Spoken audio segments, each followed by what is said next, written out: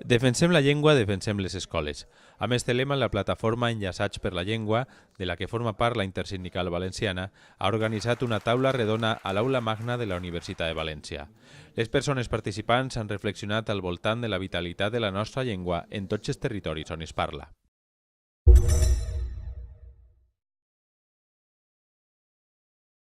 Quan hi va haver la legislatura a Bauçà, els mestres treballaven amb l'esquena posada a la porta, perquè les embestides de fora contra la llengua i l'educació no entrassin dins l'aula, amb molt d'esforç.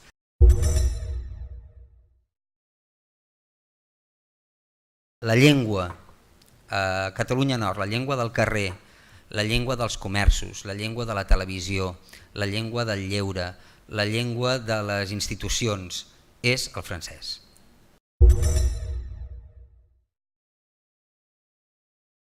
La llengua catalana a Andorra, l'única cosa positiva que té és que en el fons sí que és una eina d'ascensió social. És a dir, malgrat que puguis viure sense utilitzar-lo, perquè això es pot fer, sí que és evident que segons quins càrrecs no els podràs assolir si no parles català.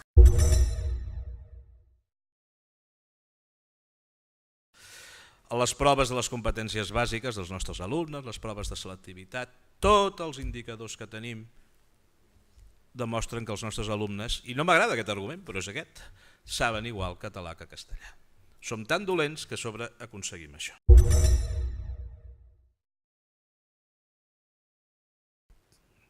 El 100% dels algueresos parlaven català, l'any 60. El 100%. Malauradament, als anys 60, tothom té un germanet que es diu Rai, sona? Els mestres comencen a dir parleu en italià, no parleu en català, perquè els vostres fills poden progressar.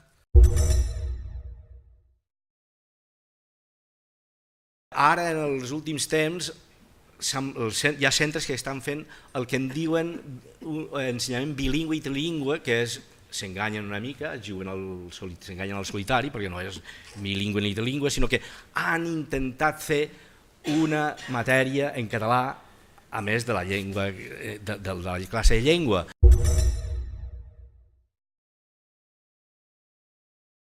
També nosaltres tenim un fenomen que es diu l'exempció, i és que n'hi ha alumnes que venen de poblacions històricament castellanoparlants, segons la LUEF, i poden demanar no ser escolaritzats, o sigui, no cursar el valencià en el seu ensenyament obligatori,